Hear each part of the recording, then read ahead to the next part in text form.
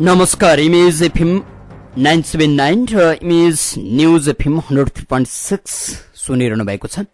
कार्यक्रम श्रोतासँग सांसदमा हुनुहुन्छ। हामी कार्यक्रम श्रोतासँग सांसदमा मुलुकको पछिल्लो राजनीतिमाथि केन्द्रित रहन्छौं र व्यवस्थापिका संसदका एकजना सांसद सदस्यसँग छलफल गर्ने गर्छौं।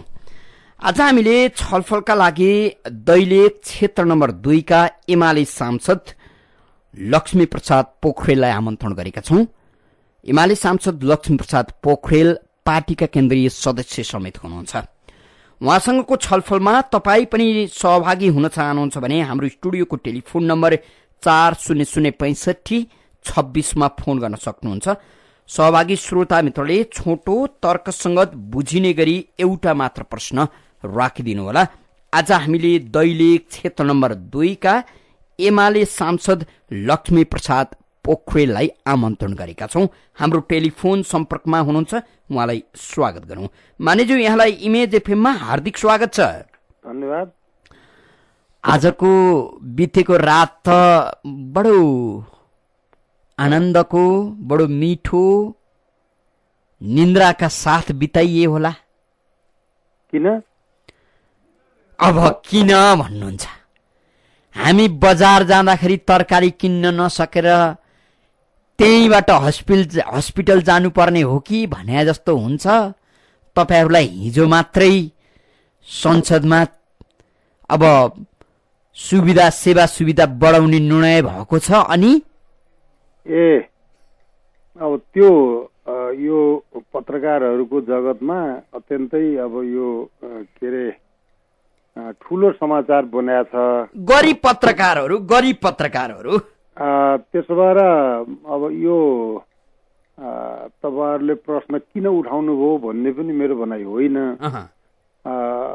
यो हामीले 2052 सालदेखि यता हाम्रो संसदले सांसदहरूको पारिश्रमिक तथा सुविधा बढाएकै थिएन।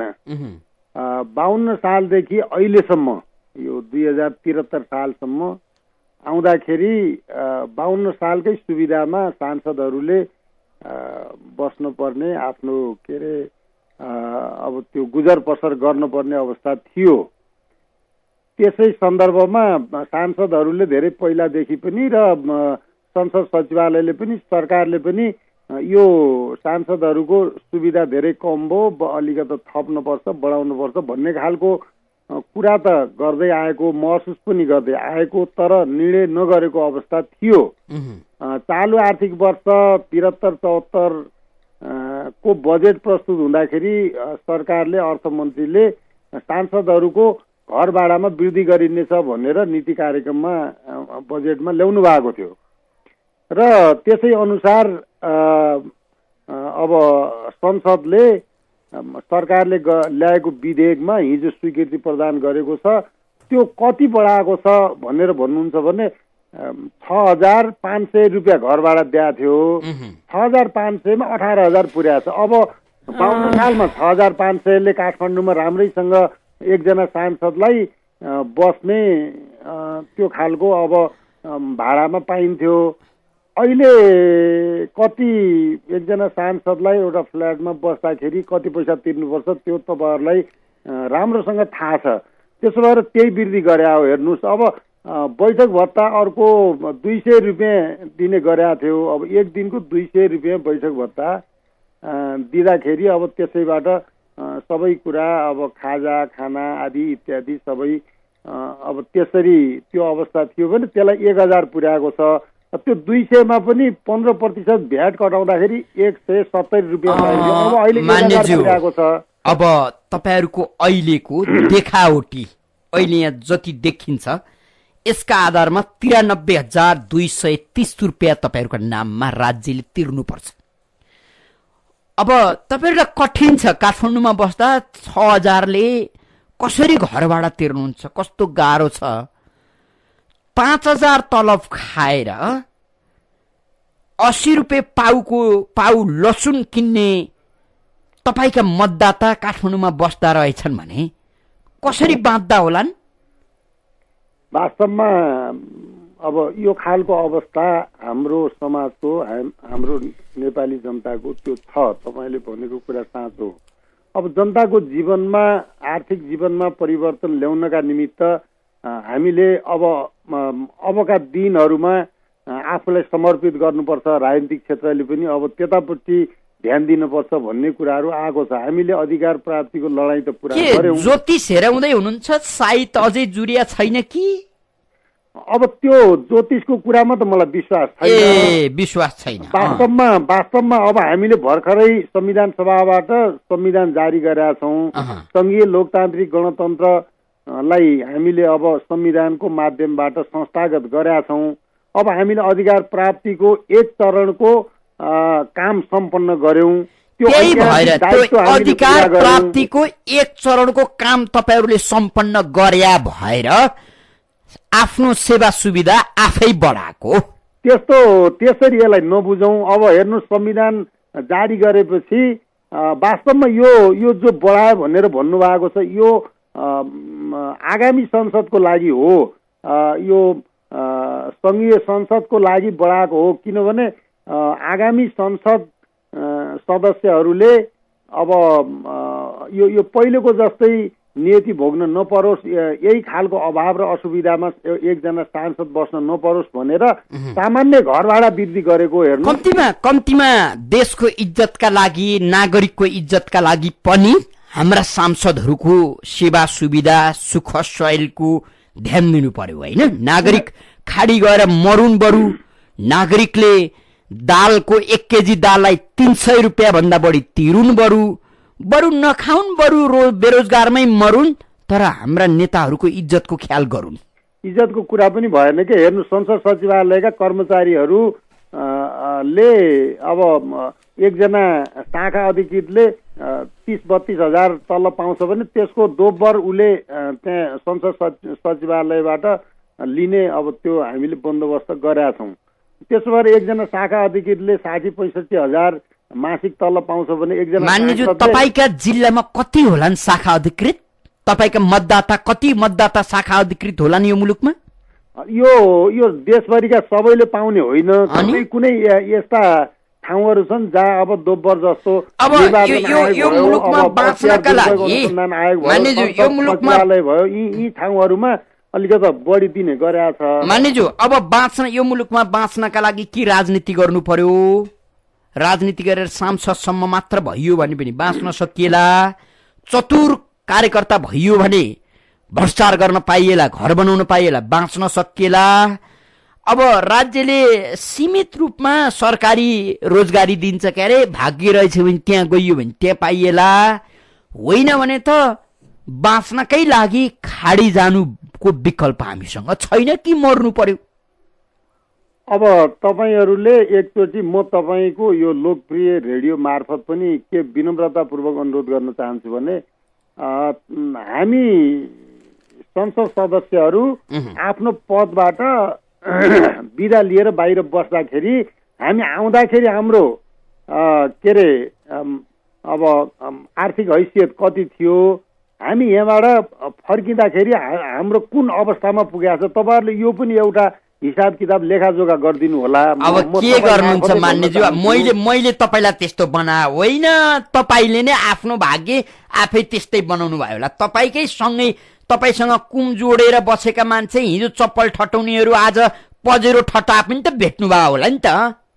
तिनीहरूले तपाईँलाई पनि गरिब बनाएछन्, सिङ्गो देशलाई पनि गरिब बनाएछन्, तर तपाईँ तिनको पछाडि उभिएर ताली पिट्नुहुन्छ, हामी तिनको अगाडि उभिएर खबरदारी गर्छौँ। भिन्नता यति छ। अनि अब यो राजनीतिक क्षेत्रमा सबैको सबै 100% सबै शुद्ध पवित्र छन्, कञ्चन छन् भनेर मैले भन्या चाहिँ होइन। कोही अब भ्रष्टाचार जस्ता जघन्य एउटा अभियोगमा पनि मुछिएका अब घटनाहरू हामीले देखेकै छौँ, त्यो पनि छ।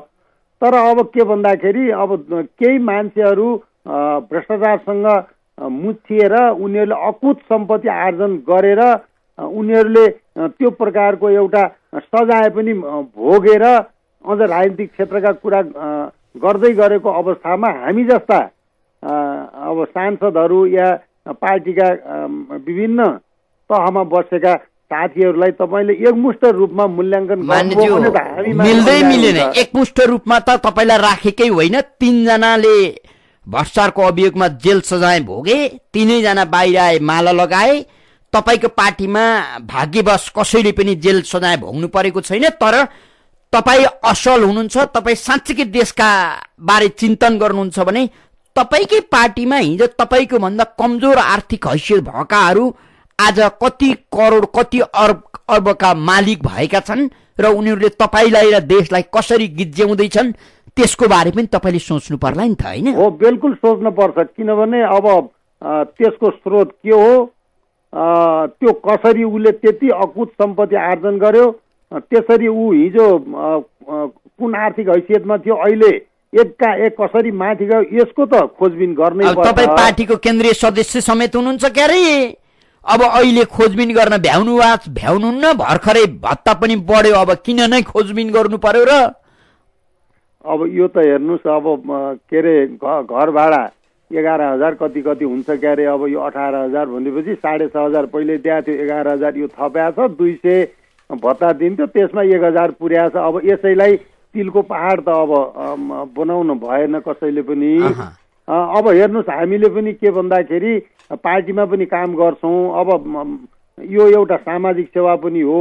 मानिज्यू, तपाईँसँग फेरि पनि तपाईँले गरेको सामाजिक सेवाले मुलुकले के पायो, मुलुकका नागरिकले के पाए? परिवर्तन। तपाईँको सामाजिक सेवाको परिणाम तपाईँका मुठीभरका नेतालाई मात्रै प्राप्त हुन्छ भने तपाईँको सामाजिक सेवाप्रति हामी किन नतमस्तक हुने? अब त्यो त्यसरी पनि नबुझौँ यसलाई। किनभने एकजना सांसदलाई 1 महिनामा निर्वाहको निमित्त कति चाहिन्छ, राज्यले सरकारले त्यो कुराको अब त्यसो भने तपाईँ भनिदिनुहोस्, जनतालाई कति चाहिन्छ? एकजना नागरिकले सम्झिनुहोस्, तपाईँहरू 2टा सन्तान जन्माउन विज्ञापन गर्नुहुन्छ के अरे सरकारी माध्यमबाट, तपाईँको सरकारले नै विज्ञापन गर्छ, 2 सन्तान जन्मायो भन्छ। 2 सन्तान एउटा युवाको जिन्दगीको कुरा गर्नुहोस्, उसको श्रीमती र उसँग बाआमा छन् भने बाआमा, 6 जना परिवार पाल्न उसलाई कति पैसा चाहिन्छ? हो, चाहिन्छ, त्यो त चाहिन्छ नि। तपाईहरूलाई चुनाव आएको बेला मात्रै त्यस्ता मान्छेको भोकको बारे जानकारी हुन्छ। अब चुनावको बेलामा त हेर्नुहोस्, के अरे सबैले अब सबैतिरको भोटको अपेक्षा गर्छन्। अब हामीले पनि त्यही गरे हुन्छ। तर अब यो यसरी यसलाई बुझ्नुभन्दा पनि के भन्दाखेरि अहिलेका सांसदहरूले त्यत्रो धेरै ठुलो गल्ती गरेका थिए, त्यसो भएर यो किन यसरी यो सुविधा या घर भाडा वृद्धि गरेको भन्ने प्रश्न हो भने म त्यसमा सहमत छैन। किनभने हामीले भर्खरै संविधान जारी गरेका छौँ। संविधानले के दियो मान्यज्यू? संविधानले त संघीय लोकतान्त्रिक गणतन्त्रले उपलब्धिहरूलाई संस्थागत गर्यो। त्यो तपाईँका लागि मात्रै भयो, तपाईँको पार्टीका लागि मात्रै भयो, पुष्पकमल दाहालका लागि भयो, उपेन्द्र यादवका लागि भयो होला, अथवा काङ्ग्रेसका देउबाजीलाई भयो होला। जनता र देशका लागि तपाईँहरूले त्रास दिनुभएको छ संविधानका नाममा, कलह दिनुभएको छ संविधानका नाममा। अझै पनि मुलुक रहन्छ कि रहन्न तपाईँहरूकै शीर्ष भनिएका नेताहरूले भन्छन्। अनि कुरा ठिक गर्नुभयो। अब यो संविधान त जारी गर्यौं, तर हाम्रो अगाडि धेरै चुनौतीहरू छन्। खास गरी अब यो देशको स्वाधीनताको सन्दर्भमा पनि विभिन्न कोणबाट प्रश्नहरू उठ्या छन्। अब त्यसको निमित्त नेपाली जनता सचेत हुनुपर्छ, सतर्क हुनुपर्छ। आफ्नो देशको रक्षाको निमित्त हामीले अब जस्तो सुकै मूल्य चुकाउन पनि तयार छौं भन्ने खालको हामीले एउटा त्यो प्रकारको सारा नेपाली जनताको बीचमा सन्देश दिन पनि जरुरी छ। त्यसो भएर राष्ट्रियताको प्रश्न अहिले उठेको छ र यसलाई अब तपाईहरूको माध्यमबाट पनि र सबैतिरबाट अब यसलाई अलिकति सशक्त रूपमा उठाउनु पर्ने अवस्था छ। वास्तवमा देशलाई समृद्ध गरेर लैजाने, यो देशलाई कसरी एउटा विकसित राष्ट्रको रूपमा स्तर उन्नति गर्ने हो, अगाडि बढाउने हो, त्यस सन्दर्भमा त हामी सबैले एउटा के अरे चासो, रुचि र आफूलाई त्यस दिशामा समर्पित गरेकै छौँ। त्यसको साथसाथै राष्ट्रियताको कुरा पनि उठाउनु भयो र त्यो अहिलेको सन्दर्भमा अत्यन्तै महत्त्वपूर्ण कुरा हो। यसको निमित्त सारा नेपाली जनताको बीचमा चौतर्फी रूपमा एउटा सचेतनता बढाउनु पर्ने आवश्यकता छ। आदरणीय श्रोता, तपाईँ यति बेला इमेज एफएम 979 र इमेज न्यूज एफएम 103.6 सुनिरहनु भएको छ। हामी कार्यक्रम श्रोतासँग सांसदमा छौं। आज हामीले दैलेख क्षेत्र नम्बर 2 का एमाले सांसद लक्ष्मी प्रसाद पोखरेलसँग छलफल गरिराखेका छौं। तपाई पनि लक्ष्मी प्रसाद पोखरेलसँगको छलफलमा सहभागी हुन चाहनुहुन्छ भने हाम्रो स्टुडियोको टेलिफोन नम्बर 40065626 मा फोन गर्न सक्नुहुनेछ। सहभागी श्रोता मित्रले छोटो तर्कसंगत विषयसँग सम्बन्धित रहेर एउटा मात्र प्रश्न राखिदिनुहोला। मानिजो अब भत्ता बढेर पनि सन्तुष्ट चाहिँ हुन सक्नु भएको छैन। हजुर, जिन्दगीलाई सजिलो गरी अगाडि बढाउन अहिलेको यो 90-93 हजार रुपियाँ केही पनि होइन भन्ने तपाईलाई लाग्दैछ? होइन, अब त्यो तपाईले 90,000 93,000 कति हजार भन्नुभयो, अब कति हो कति बढाएको हो त्यो त अब तपाई हिजोको बैठकमा जानु भएन? होइन, हिजोको बैठकमा म गएको छु। अब त्यो के अरे 79,000 जति एकजना सांसद बराबर दिइन्छ भन्ने खालको अब सबै गर्दाखेरि त्यस्तो आएको छ। त्यसमा हेर्नुहोस्, नेकपा एमाले त 13,000 रुपियाँ पार्टीलाई महिनाको लेबी तिर्छ प्रत्येक सांसदले। अब त्यसभन्दा बाहिर 79,000 मा त्यो तपाईहरुको कुरा हो। हामीले त जान्दैनौँ। हामी त हेर्नु त मैले मेरो गर्न पुग्छ कि पुग्दैन तपाईहरुले यति हिसाब निकालेर भनिदिनु भयो भने पुग्छ। तपाईका मतदाताले अथवा मैले नै मेरो भाइ, दाइ, छोरो, भतिज खाडी पठाएर आको रेमिटेन्सले तपाईलाई दिएको पैसा हो। तपाई त्यो एमाले पार्टीलाई बुझाउनुस् अथवा अध्यक्षलाई बुझाउनुस्, भाउजूका लागि साडी किनिदिनुस्, त्यो सो जरुरी होइन। हामीले जान्ने कुरा त हाम्रो पसिनाबाट तपाईले कति लानुभयो भन्ने कुरा। किन यो जवाब प्रश्न उठ्दैछ? म भोको छु, मैले काम पाएको छैन, खाडी गएर काम गरेर ल्याउँछु र म सांसद पाल्छु, अनि भन्दिनुस् त के भन्ने? अब म कलङ्कीमा बस्छु, मैले संसदमा जानुपर्छ, संसदको बैठकमा जानुपर्छ, या मन्त्रालयहरूमा जानुपर्छ, सिंहदरबार जानुपर्छ, या अन्यत्र पोखरा जानुपर्छ, विराटनगर जानुपर्छ, झापा जानुपर्छ, कञ्चनपुर जानुपर्छ। म पैदल हिँडेर त्यहाँ कुनै ठाउँमा पनि पुग्न सक्दिनँ। त्यसो भएर मैले कुनै न कुनै साधन प्रयोग गर्नुपर्छ। साधन प्रयोग गर्दाखेरि त्यहाँ पैसा तिरेर त्यो साधन प्रयोग गरिन्छ। त्यसो भएर त्यसका निमित्त पैसा चाहिन्छ। म कसैको घरमा भाडामा बस्छु, त्यहाँ भाडामा बस्दाखेरि मैले त्यहाँ पैसा दिनुपर्छ। मैले तरकारी किन्नुपर्छ, त्यहाँ पैसा दिनुपर्छ। मैले कपडा किन्नु पर्ला, त्यहाँ पैसा दिनुपर्छ। एक महिनामा राज्यले जति एकजना सांसदलाई पैसा दिन्छ त्यो उसको एक महिनाको खर्च बराबरमा पुग्ने गरी दिनुपर्छ भन्ने कुरा सांसदहरूको थियो। त्यसैको आधारमा हिजो घर भाडा थोरै वृद्धि गरेछ, के अरे 6,500बाट 18,000 पुर्याएको छ। यही कुरा हो, अरू कुनै कुरा कुनै सुविधा केही बढ्या होइन। हजुर हजुर, हामीसँग कोही श्रोता मित्र हुनुहुन्छ, प्रश्नका लागि उहाँलाई स्वागत गर्नु। को बोल्दै हुनुहुन्छ? म विष्णुराज पाण्डे बोलेको। सांसदज्यू, हजुर, अब तपाईँ त चाहिँ अब पोखरेलले धार्मिक चाहिँ नाताले तपाईँको थर बनेको छ। तपाईँ फेरि वामपन्थीबाट कुरा के भन्न खोजिरहेको तपाईँलाई मैले भन्नुलाई, तपाईँको संविधान बन्दाखेरि चाहिँ उसलाई यो सहमतबाट बन्यो। अब लागु किन नभएको? तपाईँको स्वार्थ, नेताको स्वार्थले कि अझ कुनै एउटा चाहिँ शक्तिले संविधान बन्न दिइराखेको छैन, लागु दिएको छैन? हो, तपाईँले राम्रो प्रश्न गर्नुभयो। अब यो संविधान लागू हुन नदिन, संविधान बन्नै नदिन पनि कुनै शक्तिले, कुनै तत्त्वले के अरे त्यहाँ प्रयास प्रयत्न गरेकै थियो, तपाईँ हामीलाई थाहा छ। अहिले अब यो कार्यान्वयन हुन नदिन पनि त्यस प्रकारका प्रयत्नहरू प्रयासहरू भएका छन्।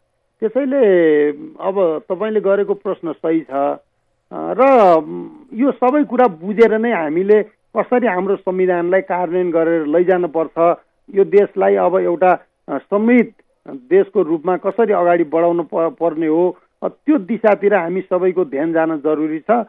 त्यसो भएर तपाईँको प्रश्न एकदम जायज छ। मान्यज्यू, तपाईँको आफ्नो निर्वाचन क्षेत्रमा अहिलेसम्म के भए? तपाईँ आफैले के गर्न भ्याउनुभयो? हो, मैले अब तपाईँको रेडियो मार्फत यति कुरा भन्न पाउँदा म के अरे तपाईँलाई धेरै धेरै धन्यवाद छ। केही जानकारी गराउने मौका पनि दिनुभयो। म निर्वाचित भएर आएको 3 वर्ष भयो। हामीले 70 सालको माघ 7 गते शपथ ग्रहण गरे हो। माघ 7 गते आउने माघ 7 गते हाम्रो अब के अरे 3 वर्ष पुरा हुन्छ। यो 3 वर्षभित्र हामीले सबभन्दा पहिला त संविधान सभा सदस्य भएर निर्वाचित भएर आए हुनाले संविधान निर्माण गऱ्यौँ। दोस्रो कुरा दैलेख जिल्लाको सन्दर्भमा नेपालमै यो अहिलेसम्म जग्गा जमिनमा गुठी प्रथा कायम छ। यो सामन्तवादको एउटा अवशेष हो। त्यो दैलेख जिल्लामा पनि छ र नेपालमै 7,500 रोपनी जग्गा पहाडमा गुठीमा छ, 67,000 बिघा जग्गा तराईमा गुठीमा छ। त्यसै गरी 93,000 रोपनी जग्गा दैलेख जिल्लामा मात्रै गुठीमा छ। त्यो गुठी जग्गालाई रैता नम्बरी सरह बनाउनुपर्छ भनेर हामीले आवाज उठाएका थियौँ। हिजोसम्मका संविधानहरू त्यसको निमित्त बाधक थिए, तर हामीले अहिलेको संविधानको धारा 290मा गुठी जग्गामा घर जग्गा भएका किसानहरूलाई अब घर जग्गाको मालिक बनाउने गरी गुठी प्रथाको उन्मूलन गरी अब कानुनद्वारा गुठी जग्गालाई रैता नम्बरी सरह बनाउने कुरा गरिएको छ। यो एउटा धेरै ठुलो काम गर्नुभयो। यो गुठीको बारे अब बताइदिनुहोस्। र एकछिन मानिज्यू, गुठी तपाईहरुले गुठी प्रथा उन्मूलन गर्नुभयो, जसले गुठीको जग्गामा घर बनाएको छ अब स्वतः उसलाई घर मालिक बनाउँदै हुनुहुन्छ। यो गुठीको जग्गा कसको हुन्थ्यो? यो राज्यको हुन्थ्यो? होइन, राज्यको भन्दा पनि अथवा मुठीभरका केही मान्छेको हुन्थ्यो? होइन, कसको हुन्थ्यो? यो कसको हुन्थ्यो भने जस्तो अब के अरे कुनै एउटा मन्दिर छ, त्यो मन्दिरको नाममा सारा गाउँका गाउँ जग्गा अब मैले भने नि अब तपाईले कुन चाहिँ बहादुरी काम गर्नुभयो र एउटा मन्दिरको नाममा जग्गा मासिँदै गएको अवस्थामा गुठीका रूपमा सुरक्षित भएको जग्गालाई संविधान त तपाईहरुले अब त्यो गुठीलाई मासेर हामीले जग्गा वितरण गर्यौं भने कुन चाहिँ ठूलो कुरा गर्दै हुनुहुन्छ? अहिले पनि 400-500 रोपनी ओगटेर बसेका तपाईहरु सामन्त भन्नुहुन्छ नि, उनीहरुको जग्गा तपाईले हडप्न सक्नुहुन्छ? होइन, मैले अझ स्पष्ट गर्न सकिन।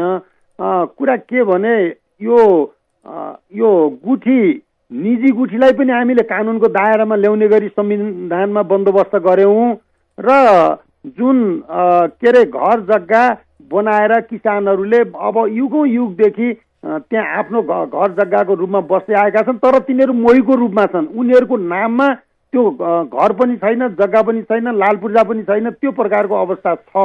हो, ती गाउँका गाउँमा जो किसानहरूले अब त्यो गुठीको जग्गामा घर बनाएर बसेका छन् या जोतखन गरेर बसेका छन्, त्यो जग्गा किसानहरूको नाममा, गुठीको मन्दिरको नाममा वरिपरि भएको जुन जग्गा हो त्यो मन्दिरकै नाममा फेरि त्यो व्यक्तिले हडप्न नपाओस् भन्ने तरिकाले हामीले संविधानमा त्यो खालको बन्दोबस्त गरेका हौँ। एउटा कुरा। दोस्रो कुरा, दैलेख जिल्लामा भन्नुहुन्छ भने यो चालु आर्थिक वर्षबाटै स्वीकृत योजनाको रूपमा उत्तर दक्षिण प्रादेशिक लोकमार्ग मेरै निर्वाचन क्षेत्र भएर सुर्खेतदेखि माथिल्लो डुङ्गेश्वर भएर दुल्लुदेखि उत्तरको जुम्ला मुगु हुँदै उत्तरको नाक्चे लाग्ना उत्तरी सिमानासँग जोड्ने एउटा सडक अहिले नै स्वीकृत भएको छ। यो राजमार्ग हो र यो 2 लेनको हाइवे हो। अब यो छ। अर्को कुरा, दैलेख जिल्लाको दुल्लुलाई स्मार्ट सहरको रूपमा के अरे राष्ट्रिय योजना आयोगले अहिलेको बजेटले कार्यक्रमले स्वीकृत गरेको छ। अब यो कार्यक्रम पनि अगाडि बढ्दैछ। यसबाहेकका थुप्रै योजनाहरू दैलेख जिल्लामा प्रवेश गरेका छन्। त्यसो भएर विकासको सन्दर्भमा पनि दैलेख जिल्लाले वास्तवमै यो आर्थिक वर्षमा नेकपा एमालेको नेतृत्वमा भएको सरकारको बेलामा आएको बजेट नीति कार्यक्रम यसमा चाहिने दैलेख जिल्लामा धेरै नयाँ योजनाहरू प्रवेश गरेका छन्। 400 केबीको ट्रान्समिसन लाइन कोलपुर सुर्खेत भएर दैलेखतिर जाने कार्यक्रम पनि स्वीकृत भएको छ। यस प्रकारले ठुला योजनाहरू पनि परेका छन् र साना योजनाहरू पनि थुप्रै परेका छन्। त्यसैले म आफ्नो जिल्लाको विकास निर्माणको सन्दर्भमा सन्तुष्ट छु। हामीसँग फेरि अर्का कोही श्रोता हुनुहुन्छ। को बोल्दै हुनुहुन्छ? हरिबोल बुढा सतीश सुन्दरीजलबाट। माननीयज्यू नमस्ते। नमस्ते। तपाईहरूको आइएनजिओ बाख्रा पालन अथवा साइड जब हुँदा हुँदै आफ्नै प्रस्ताव आफ्नै चालीबाट रगतको पसिना अथवा परै चुस्नु पर्ने बाध्यता चाहिँ के पर्यो? प्रश्न पारिदिनुहोस् न हजुर। नमस्ते। म अब हरिबोल बुढाथोकीजीलाई धन्यवाद पनि दिन चाहन्छु। तपाईँहरूले जो यो के अरे घर भाडा वृद्धि गरेको सन्दर्भमा प्रश्न उठाउनु भएको छ, सरकारलाई तपाईँहरूले के भनिदिनु पर्यो भने सांसदहरूलाई आवासको बन्दोबस्त गरिदेऊ, सांसदहरूलाई के अरे यातायातको साधनको व्यवस्था गरिदेऊ। हामीलाई अब कुनै पजेरो पनि चाहिँदैन, केही पनि चाहिँदैन, तर अब कुनै ठाउँमा जान आउनको लागि यो यातायातको बन्दोबस्त सरकारले नै गरिदिनु पर्यो। यो दुईटा चिज भयो भनेपछि कुनै पनि सांसदले मेरो घर भाडा वृद्धि गरिदेऊ भनेर भन्दै अब तपाईँहरूको हातमा कलम छ, तपाईँहरूको हातमा शक्ति छ, कानुन बनाउने पनि कार्यान्वयन गर्ने ठाउँमा पनि तपाईँहरू हुनुहुन्छ, गरे भइगयो नि होइन। अब त्यो सरकारले गर्ने कुरा हो। हेर्नुहोस्, सरकारले सांसद आवासको बन्दोबस्त गरिदियो भनेपछि यो घटाउने बढाउने कुरा गरिरहनै पर्दैन। हजुर, हामीसँग फेरि अर्का कोही श्रोता हुनुहुन्छ, को बोल्दै हुनुहुन्छ? नमस्कार, नासिर खान, काठमाडौँ। सांसदज्यू नमस्कार। नमस्कार। तपाईँको जिल्लामा पुरुषविहीन भइसकेको छ। सब भारतको नैनीताल देहरादुनतिर भारी बोक्न जाने गर्छन्। के तपाईँले यो जानकारी छ? तपाईँले भनेको कुरा ठिकै हो। अब केही मान्छेहरू के अरे बर्खाको खेतीपाती सकेपछि यो हिउँदको समयमा भारतको विभिन्न ठाउँहरूमा गएर अब यतापट्टि रोजगारी नपाइने हुनाले गएर काम गरेर आउने खालको अवस्था त्यहाँ छ। तर अब पुरुषै सबै खाली भएर सबैका सबै जाने भन्ने होइन। पहिलाको तुलनामा अहिले त्यो क्रम घटेको छ। अहिले अब मान्छेहरू व्यावसायिक कृषितिर पनि लागेका छन्। र अब तपाईँहरूले ल्याएको गणतन्त्रले पनि मुलुकका नागरिकलाई पेटभरि खान यही मुलुकमा काम गरेर नपुग्ने भयो अघि। त्यो अब के अरे ओभरनाइट त अब कुनै कुरा पनि हुँदैन। ओभरनाइटको कुरा किन गर्नुहुन्छ?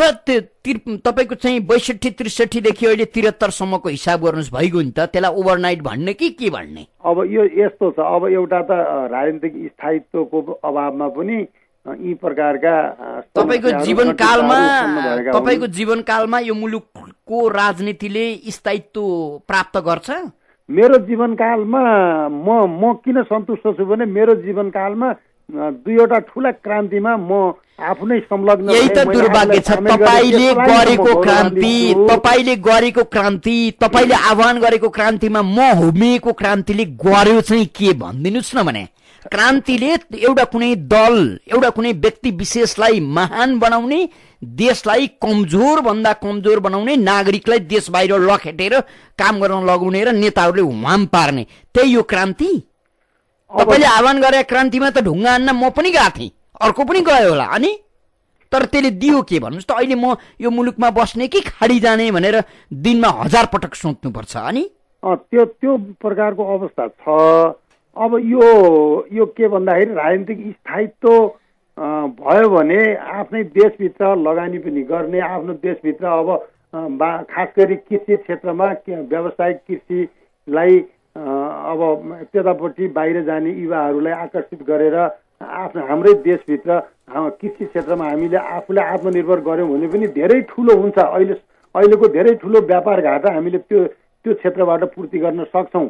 र त्यो बाहेकको अन्यत्र क्षेत्र अब जस्तो भन्नुहोस् के अरे हाइड्रो पावरको क्षेत्रमा पनि हामीले व्यापक रूपमा लगानी गरेर त्यसबाट पनि हामीले प्रतिफल प्राप्त गऱ्यौँ भने अहिलेको बेरोजगारी या अहिलेको देशको आर्थिक अवस्था जुन छ त्यसमा धेरै ठुलो सुधार ल्याउन सकिन्छ। त्यसै धेरै कुराका सम्भावनाहरू छन्, धेरै अवसरहरू, सम्भावनाहरू, धेरै सङ्केतहरू, सकारात्मक सङ्केतहरू देखिएका छन्। अब यसलाई सबै क्षेत्रबाट सकारात्मक रूपमै ग्रहण गरेर सकारात्मक दिशामै जाने एउटा परिस्थितिको निर्माण पनि तपाईँ हामी सबै मिलेर गरौँ। आदरणीय श्रोता, तपाईँ यति बेला इमेज एफएम 979 र इमेज न्युज एफएम 103.6 सुनिरहनु भएको छ। हामी कार्यक्रम श्रोतासँग सांसदमा छौँ। आज हामीले दैलेखका एमाले सांसद लक्ष्मीप्रसाद पोखरेलसँग छलफल गरिराखेका छौँ। लक्ष्मीप्रसाद पोखरेल एमाले केन्द्रीय सदस्य समिति हुनुहुन्छ। तपाईँ पनि यो छलफलमा सहभागी हुन चाहनुहुन्छ भने 400656 मा फोन गर्न सक्नुहुन्छ। टेलिफोन सम्पर्कमा आउनुहुने श्रोता मित्रले छोटो तर्कसङ्गत बुझिने गरी विषयसँग सम्बन्धित रहेर एउटा मात्र प्रश्न राख्दैन होला। टेलिफोन सम्पर्कमा कोही श्रोता हुनुहुन्छ, को बोल्दै हुनुहुन्छ? हेलो। हजुर भन्नुहोस्। अतिथिज्यू नमस्कार। नमस्कार। म गंगा प्रसाद शर्मा नेपाली। हजुर। आफूले खाने व्यवस्था गर्न कोरम नपुगे पनि हुने यति सानो मुलुकमा 601 जुका मासिक 75 करोड कसरी तिर्ने? अब हामीलाई खानेपानीमा विष हालिदिनुहोस् र एमाले देश विखण्डनको एजेन्डामा अहिले अडिग छ। यो लेनदेनको आधारमा मिलाउँछ कि के गर्छ? जवाफ दिनुहोस् त। एमाले अब एकदम अडिग छ, अडिग रहन्छ। यो देशलाई कुनै पनि प्रकारले कमजोर बनाउने या विखण्डन गर्ने या अब यो हाम्रै भित्र अन्तर्विरोध सिर्जना गर्ने त्यस प्रकारको बिउ रोप्ने यो सबै प्रवृत्तिसँग एमाले सतर्क छ र यो देशको राष्ट्रिय एकता, राष्ट्रिय अखण्डता, सार्वभौम सत्ताको बारेमा सचेतनतापूर्वक एमाले अगाडि बढेको छ। एमाले यो देशको रक्षाको निमित्त हर हमेसा तत्पर छ। त्यसैले अब तपाईँले 601 को कुरा गर्नुभएको छ। यो 601 को जन्जालबाट पनि अब हामी आगामी निर्वाचनबाट मुक्त हुन्छौँ। अब यो संविधान निर्माणको निमित्त 601 भाग हो, अब त्यो 601 रहँदैन। त्यसैले अब एउटा सानो संसद बन्छ, एउटा त्यही प्रकारको सानो 25 सदस्यीय सरकार बन्छ। देशलाई त्यो दिशामा लैजानुपर्छ, राजनीतिक स्थायित्वको दिशामा लैजानुपर्छ। त्यसैले गङ्गाजीले अत्यन्त सकारात्मक प्रश्न गर्नुभएको छ। हामी सबैले यो अहिलेको देशको जो वस्तुगत अवस्था छ यसलाई पनि सकारात्मक रूपमै विश्लेषण गरौँ। हजुर, फेरि पनि अर्का कोही श्रोता मित्र हुनुहुन्छ, उहाँलाई स्वागत गरौँ। को बोल्दै हुनुहुन्छ? म रामचन्द्र घिमिरे। अतिथिज्यू नमस्कार। नमस्ते। तपाईँले कति मिठो भाषा प्रयोग गर्नु, सामन्तवादको अवशेष। अब भूकम्प पीडितहरू कति दुखी छन्, अहिले तपाईँहरूले भत्ता वृद्धि गर्नुभयो, तपाईँहरू चाहिँ सामन्ती होइन भन्न चाहन्छु। जवाब दिनुहोस्। अब यो सामन्ती भनेको एउटा प्रवृत्ति हो होइन? तपाईँहरूमा त्यो प्रवृत्ति छ कि छैन? अब यो प्रवृत्ति के अरे गुठी प्रथाको सन्दर्भमा अब यो प्रवृत्ति या यो अवशेषको सन्दर्भ मैले जोडेको हो। साँच्चै भन्नुहुन्छ भने तपाईँले भनेको कुरा ठिकै हो। अहिले अब यो भूकम्प पीडितहरूको जो समस्या छ त्यो हामीले समाधान अझै पनि राम्रोसँग गर्न सकेका छैनौँ, सरकारले गर्न सकेका छैन। र पनि अब यो भूकम्प पीडितकोदेखि लिएर बाढी पीडितहरूकोदेखि लिएर तमाम समस्याहरू समाधान गर्नको लागि संसद जहिले पनि अब सरकारको ध्यान आकर्षण गरिरहेको छ। सरकारलाई त्यस दिशामा लाग्नको निमित्त पनि निर्देश गरिरहेको छ। संसदले सरकारलाई के अरे सचेत गराइरहेको छ। मान्यज्यू, संसद र सरकार कति टाढा बस्छन्? होइन, तपाईले भनेको कुरा त सरकारले सुन्दै नसुन्ने हो। संसद अलग अब थलो हो, सरकार अब एउटा कार्यकारी निकाय हो। हामीले सरकारलाई नै भन्ने हो, सरकारलाई नै दबाब दिने हो। संसदले सरकारलाई नै ल यो गर त्यो गर भनेर भन्ने हो। सरकारले गरेन भने फेरि दोहोऱ्याएर तेह्राएर छिटो गर भनेर भन्ने हो, ताकेता लगाउने हो। त्यो सरकारको के अरे संसदको दायित्व त्यो हो। अब सरकारले कति गरेको छ गरेको छैन भन्ने कुराको विश्लेषण त तपाईहरुले राम्रोसँग पुनर्निर्माण प्राधिकरण के नामको एउटा संस्था छ नि, तपाईहरुका लागि त्यो के जाति गर्न कलह गरेर लुछाचुडी गरेको एउटा संस्था। पहिला कांग्रेसका एकजना कार्यकर्ता नियुक्ति गरिया थियो, कांग्रेसका कार्यकर्ताले कहाँ हुन्छ हामीलाई भनेर तपाईहरुका कार्यकर्ता नियुक्ति गर्नु भएको छ कार्य हैन। अब तपाईहरुले आफूले आफ्नो मान्छे लएपछि सरकारलाई भन्ने कि ती मान्छेलाई किन काम नभएको भनेर प्रश्न गर्ने। त्यो मान्छे को के भन्ने भन्दा पनि पुनर्निर्माण प्राधिकरणले काम कसरी अगाडि बढाइराखेको छ, कुन हदसम्म काम अगाडि बढेको छ, अब यो कुराको पनि हामीले विश्लेषण गर्न जरुरी छ। त्यो त गर्नुस् न मान्यज्यू, गर्नुस् न। मान्छेहरू तपाईको चाहिँ सरकारले दिने भनेको राहत अहिले पनि नपाएर हैरान खेपिरहेछन्। बर्खा झेले, गर्मी झेले, अब तपाईको अहिलेको यो जाडो झेल्दैछन्। तपाईले कहिले मूल्याङ्कन गर्ने, कहिले अनुसन्धान गर्ने, अनि कहिले हो भूकम्प पीडितले राहत पाउने। अनि हाम्रो देशमा भूकम्पले धेरै ठुलो क्षति गरेको हो, धेरै ठुलो धनजनको नोक्सानी हामीले बेहोरेका हौं र यति ठुलो क्षति, यति ठुलो नोक्सानी हामीले 1 वर्ष 2 वर्ष 3 वर्षमा जस्ताको तस्तै गरी पूरा गर्न त हामीले सक्दैनथ्यौं। तर हामीले जे जति प्रयत्न गरेका छौँ, सरकारहरूले जे जति प्रयत्न गरेका छन्, वास्तवमा म हिजोको सरकारले केपी ओली नेतृत्वको सरकारले गरेका कामहरू र अहिलेको सरकारले गरेका कामहरू अत्यन्त गैर जिम्मेवार छन् भनेर भन्ने पक्षमा कार्यक्रमको अन्त्यमा ध्यान दिनै राखेका छन्। हजुर, मानेज्यू कार्यक्रमको अन्त्यमा अलिकति हामीलाई हँसाउनु भएको हो, ठट्टा गर्नुभयो, यसो जोक्स गर्नुभयो कि अब कार्यक्रममा यत्रो बेर के भनियो, अब साथीहरूलाई यसो हँसाउँ भनेर अन्तिममा जोक्स गर्नुभयो कि जस्तो लाग्यो कि त्यस्तो कुरा त अब कसरी होइन। अब केपी ओलीको सरकारले कस्तो राम्रो काम गरेका थियो, यति ठुलो विध्वंस भएको बेला सरकारले काम गरे नै भन्न त मिल्दैन भनिरहँदा त कस्तो मजाले हाँसो आयो कि, पीडामा पनि हाँसो आउँछ नि मान्छेलाई। केपी ओली सरकारले केही पनि गरेका थिएन त? त्यसो भए मैले प्रति प्रश्न गरेँ, तपाईँ किन नगर्नु? गर्यो नि, गजबले गर्यो। तपाईँको चाहिँ भूकम्प पीडितलाई राहत थोरै भयो भनेर काङ्ग्रेसीहरूले केही नौटङ्की गरे, त्यसका लागि हुन्छ भनेर प्रतिबद्धता जनाइदियो क्या र। अनि तपाईँको चाहिँ के सङ्कलन गरिँदैछ भनेर भन्यो, के हल्ला गर्यो, त्यो पनि गर्यो क्या र। तर ठाउँमा केही पनि पुगेन, गर्यो नि। यो हेर्नुहोस्, केपी ओलीकै पालामा हो, वर्षामा तपाईँको झरीमा मान्छेहरू खुला आकाश मुनि ससाना बच्चा बुढाबुढी च्यापेर बसेको, त्यो पनि हेरेरै बस्यो क्यारे केपी ओली सरकार। अनि कस्तो राम्रो काम गर्यो नि। केपी ओली प्रधानमन्त्री हुनुभन्दा पहिला पार्टी अध्यक्ष भएकै बेलामा के अरे भूकम्प गयो र भूकम्प जाँदाखेरि नेकपा एमाले नै हो, तपाईँलाई राम्रोसँग थाहा छ। जनताका कतिवटा घर टहराहरू गएर हामीले यो श्रमदानबाट हामीले निर्माण गऱ्यौँ। कतिवटा सार्वजनिक संस्थाहरू, स्कुलहरू, स्वास्थ्यका भवनहरू हामीले निर्माण गरेर हस्तान्तरण गऱ्यौँ।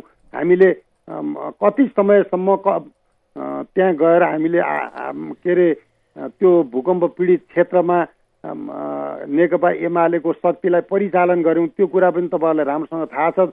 केपी ओली सरकारमा आइसकेपछि, प्रधानमन्त्री भइसकेपछि पनि सबभन्दा पहिलो ध्यान यो भूकम्प पीडित क्षेत्रमै उहाँले दिनुभयो र प्राधिकरणमा त्यो सिओ परिवर्तन गर्ने काम भयो पहिलो नम्बरमा, राम्रा भए। मानिज अब यहाँले महत्त्वपूर्ण समय हामीलाई उपलब्ध गराइदिनु भयो, जाँदा जाँदै हामी तपाईँलाई बधाई पनि दिन्छौँ। हजुर धन्यवाद है त। हस्, आदरणीय श्रोता, कार्यक्रम श्रोतासँग सांसदमा आज हामीले दैनिक क्षेत्र नम्बर 2 एमाले सांसद लक्ष्मी प्रसाद पोखरेलसँग छलफल गऱ्यौँ। कार्यक्रम सुनेर र कार्यक्रममा आफ्नो सहभागिता जनाइदिएर साथ दिनुहुने सम्पूर्ण श्रोता मित्रलाई धेरै धेरै धन्यवाद दिँदै सहकर्मी मित्र 2 बुकेश महर्जन अनि अनिस साकेका साथमा ठाकुर बेलबासे बिदा हुन्छु। नमस्कार।